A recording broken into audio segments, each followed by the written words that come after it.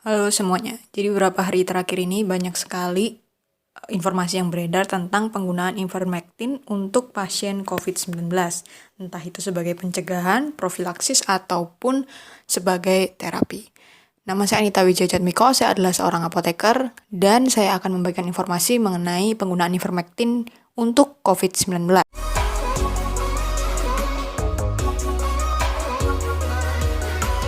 Beberapa hari yang lalu, Ikatan Apoteker Indonesia memberikan klarifikasi mengenai penggunaan ivermectin untuk pasien COVID-19. Dan di sini teman-teman perlu pay attention to this information. Jadi ivermectin untuk COVID-19 itu hanya sebatas uji klinik saja untuk saat ini.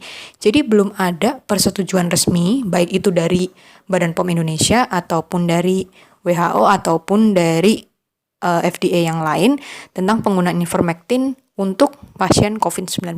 Namun ada beberapa negara yang memang sudah menggunakan itu untuk treatment. Tapi untuk di Indonesia, Badan POM sendiri belum memberikan izin tersebut. Jadi masih sebatas pada uji klinis. Nah, ivermectin itu sebenarnya adalah obat untuk cacing ya kan, yaitu obat cacing. Dan ivermectin dengan indikasi obat cacing ini sudah mendapatkan izin dari Badan POM. Jadi secara sahnya dia itu masih berfungsi sebagai obat cacing. Belum ada informasi atau pemberian izin sah yang menyatakan dia itu bisa digunakan untuk pencegahan ataupun pengobatan dari COVID-19. Karena ivermectin itu sejatinya adalah obat cacing, maka ketika dia akan digunakan sebagai antivirus yang bekerja secara sistemik atau masuk ke dalam peredaran darah manusia, maka harus ada beberapa penyesuaian karena obat cacing itu memiliki bioavailabilitas yang jelek. Bioavailabilitas itu adalah kemampuan obat untuk istilah gampangnya itu untuk terserap ke dalam saluran darah manusia. Jadi obat cacing itu kan fungsinya adalah untuk membunuh cacing. Cacing itu ada di saluran cerna, di usus biasanya. Nah, obat cacing itu didesain untuk bekerja lokal, hanya di usus saja dan tidak sampai terabsorpsi ke saluran darah karena emang nggak perlu, karena cacingnya cuma ada di saluran cerna, nggak sampai menyalur ke peredaran darah. Jadi sejatinya obat cacing itu memiliki sifat seperti tersebut. Ketika obat cacing ini akan digunakan sebagai obat antivirus yang harus bekerja secara sistemik dan masuk ke pembuluh darah, maka perlu adanya penyesuaian-penyesuaian dong. Dan salah satunya adalah mengenai dosis. Penelitian yang ada itu sudah bisa menentukan berapa sih dosis ivermectin yang bisa digunakan untuk antivirus COVID-19, yaitu sekitar 5 mikromolar. Ini berdasarkan uji in vitro. Uji in vitro adalah uji yang dilakukan di luar tubuh makhluk hidup, jadi di dalam lab scale. Nah, sementara sediaan ivermectin yang ada di pasaran saat ini adalah 12 miligram per tablet, itu yang sering digunakan sebagai obat cacing. Penggunaan ivermectin dengan dosis 8 kali 12 miligram dengan dosis yang ada saat ini itu hanya menghasilkan 0,28 mikromolar ketika dia itu masuk ke peredaran darah tubuh manusia. Sedangkan tadi berdasarkan penelitian in vitro, kebutuhan ivermectin untuk menjadi antivirus adalah 5 mikromolar. Bayangin kita konsumsi 8 tablet aja itu masih belum mencapai dosisnya dia untuk bisa sebagai antivirus. Jadi baru separuhnya 0,25, seper berapanya tuh? Maka sangat banyak sekali. Oleh karena itu perlu banget adanya penyesuaian dos bila ivermectin ini mau digunakan sebagai antivirus. Itu poin yang pertama. Poin yang kedua tadi karena bioavailabilitasnya jelek. Poin yang ketiga adalah saat ini ivermectin itu dikabarkan di banyak berita bahwa dia itu mampu mencegah COVID, dia mampu mengobati COVID, dan memang belum ada studi yang jelas.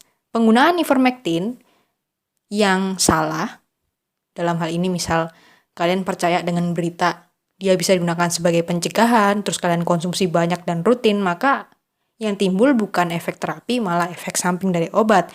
Penggunaan ivermectin dalam jangka waktu panjang dengan dosis yang makin lama akan makin menumpuk ya kan, akan menyebabkan efek samping yaitu ada mual, muntah, sakit kepala, dan yang paling parah adalah gagalnya multi organ.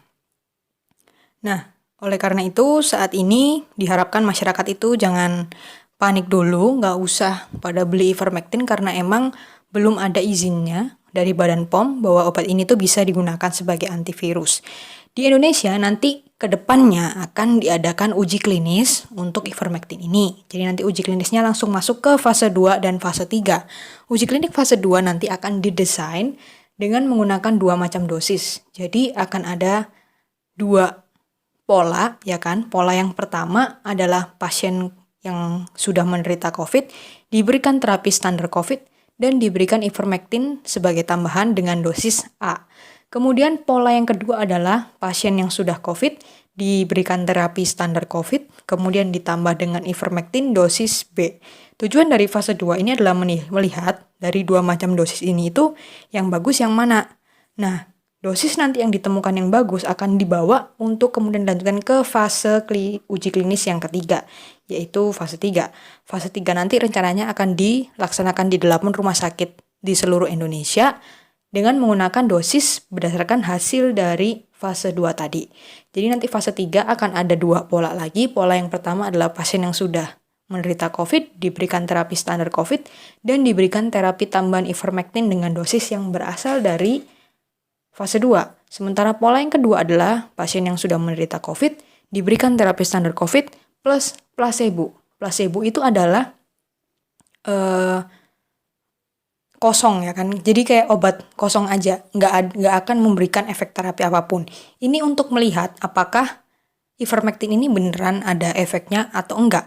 Kalau nanti pemberian ivermectin terapi tambahan dan juga yang placebo ini memberikan hasil yang sama, maka kan nggak terbukti bahwa ivermectin itu mampu menyembuhkan penyakit COVID. Tapi kalau nanti ditemukan ada perbedaan dari segi data, maka bisa dikatakan bahwa ivermectin ini bisa digunakan atau membantu mempercepat pemulihan dari COVID-19.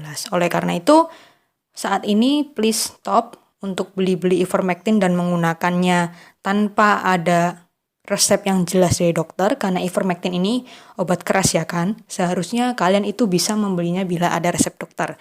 Jadi waspada untuk orang-orang atau oknum-oknum mungkin di online shop atau dimanapun yang bisa memperjualbelikan ivermectin tanpa menggunakan resep dokter. Ini perlu dicurigai karena sekali lagi ivermectin itu obat keras, dan kalau kita menggunakan obat keras dengan tidak ada pengawasan dan tidak ada justifikasi dari tenaga kesehatan, dokter ataupun yang lain, maka itu akan memberikan efek samping, dan tentunya kita nggak mau, ya kan, keluarga kita, teman kita menderita efek samping yang sebenarnya nggak diperlukan seperti itu. Jadi please stop, nggak usah menggunakan ivermectin dulu kalau misalnya Badan POM belum memberikan arahan yang jelas.